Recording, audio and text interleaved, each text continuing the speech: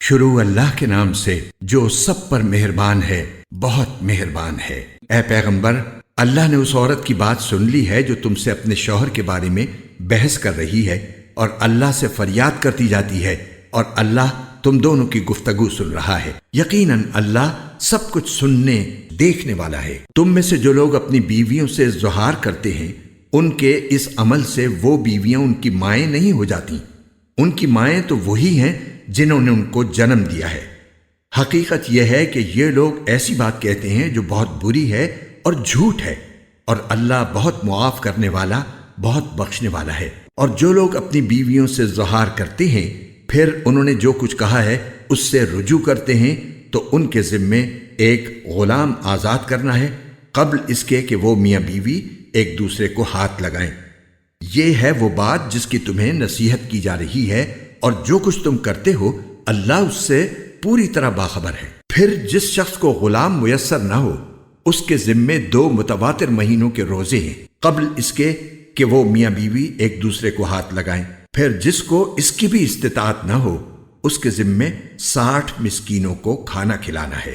یہ اس لیے تاکہ تم اللہ اور اس کے رسول پر ایمان لاؤ، اور یہ اللہ کی مقرر کی ہوئی حدیں ہیں، اور کافروں کے لیے دردناک عذاب ہے۔ یقین رکھو کہ جو لوگ اللہ اور اس کے رسول کی مخالفت کرتے ہیں، وہ ایسے ہی ذلیل ہوں گے جیسے ان سے پہلے لوگ ذلیل ہوئے تھے، اور ہم نے کھلی کھلی آیتیں نازل کر دی ہیں، اور کافروں کے لیے ایسا عذاب ہے جو خار کر کے رکھ دے گا۔ اس دن جب اللہ ان سب کو دوبارہ زندہ کرے گا، پھر انہیں بتائے گا کہ انہوں نے کیا کچھ کیا تھا۔ اللہ نے اسے گن گن کر محفوظ کر رکھا ہے، اور یہ اسے بھول گئے ہیں، اور اللہ ہر چیز کا گواہ ہے۔ کیا تم نے نہیں دیکھا کہ آسمانوں اور زمین میں جو کچھ ہے اللہ اسے جانتا ہے؟ کبھی 3 آدمیوں میں کوئی سرگوشی ایسی نہیں ہوتی جس میں چوتھا وہ نہ ہو، اور نہ 5 آدمیوں کی کوئی سرگوشی ایسی ہوتی ہے جس میں چھٹا وہ نہ ہو۔ اور چاہے سرگوشی کرنے والے اس سے کم ہو یا زیادہ، وہ جہاں بھی ہوں اللہ ان کے ساتھ ہوتا ہے۔ پھر وہ قیامت کے دن انہیں بتائے گا کہ انہوں نے کیا کچھ کیا تھا۔ بے شک اللہ ہر چیز کو جاننے والا ہے۔ کیا تم نے ان لوگوں کو نہیں دیکھا جنہیں سرگوشی کرنے سے منع کر دیا گیا تھا، پھر بھی وہ وہی کام کرتے تھے جس سے انہیں منع کیا گیا تھا؟ اور وہ ایک دوسرے کے ساتھ ایسی سرگوشیاں کرتے ہیں جو گناہ، زیادتی اور رسول کی نافرمانی پر مشتمل ہوتی ہیں۔ اور اے پیغمبر، جب وہ تمہارے پاس آتے ہیں تو تمہیں ایسے طریقے سے سلام کرتے ہیں جس سے اللہ نے تمہیں سلام نہیں کیا، اور اپنے دلوں میں کہتے ہیں کہ ہم جو کچھ کہہ رہے ہیں اس پر اللہ ہمیں سزا کیوں نہیں دے دیتا؟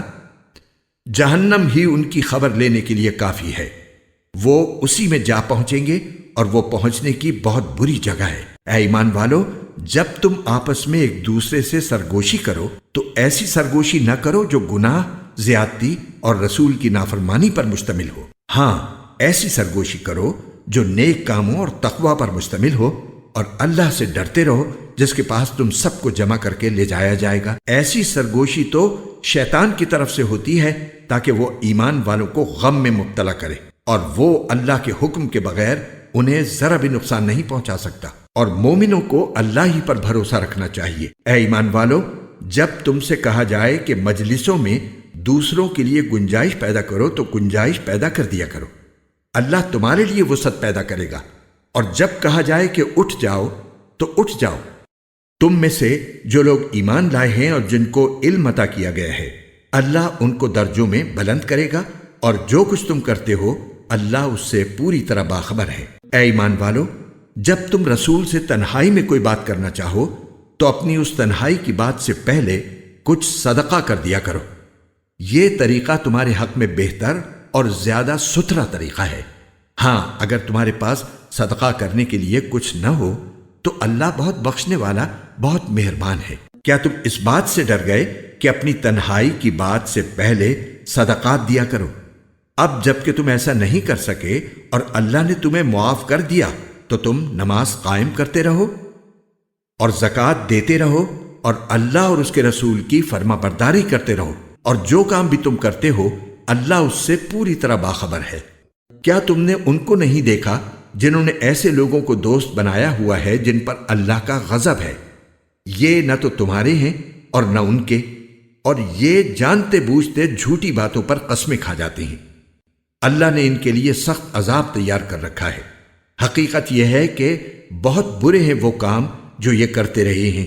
انہوں نے اپنی قسموں کو ایک ڈھال بنا لیا ہے، پھر وہ دوسروں کو اللہ کے راستے سے روکتے رہے ہیں۔ اس لیے ان کے لیے ایسا عذاب ہے جو ذلیل کر کے رکھ دے گا۔ ان کے مال اور ان کی اولاد اللہ کے مقابلے میں ان کے کچھ کام نہیں آئیں گے۔ یہ دوزخ والے لوگ ہیں، یہ ہمیشہ اسی میں رہیں گے۔ جس دن اللہ ان سب کو دوبارہ زندہ کرے گا تو اس کے سامنے بھی یہ اسی طرح قسمیں کھائیں گے جیسے تمہارے سامنے کھاتے ہیں، اور یہ سمجھیں گے کہ انہیں کوئی سہارا مل گیا ہے۔ یاد رکھو یہ لوگ بالکل جھوٹے ہیں۔ ان پر شیطان نے پوری طرح قبضہ جما کر انہیں اللہ کی یاد سے غافل کر دیا ہے۔ یہ شیطان کا گروہ ہے، یاد رکھو شیطان کا گروہ ہی نامراد ہونے والا ہے۔ بے شک جو لوگ اللہ اور اس کے رسول کی مخالفت کرتے ہیں وہ ذلیل ترین لوگوں میں شامل ہیں۔ اللہ نے یہ بات لکھ دی ہے کہ میں اور میرے پیغمبر ضرور غالب آئیں گے۔ یقین رکھو کہ اللہ بڑی قوت والا، بڑے اقتدار والا ہے۔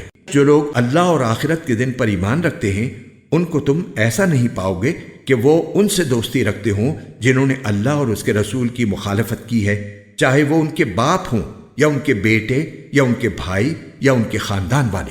یہ وہ لوگ ہیں جن کے دلوں میں اللہ نے ایمان نقش کر دیا ہے اور اپنی روح سے ان کی مدد کی ہے، اور انہیں وہ ایسے باغوں میں داخل کرے گا جن کے نیچے نہریں بہتی ہوں گی، جہاں وہ ہمیشہ رہیں گے۔ اللہ ان سے راضی ہو گیا ہے اور وہ اللہ سے راضی ہو گئے ہیں۔ یہ اللہ کا گروہ ہے۔ یاد رکھو کہ اللہ کا گروہ ہی فلاح پانے والا ہے۔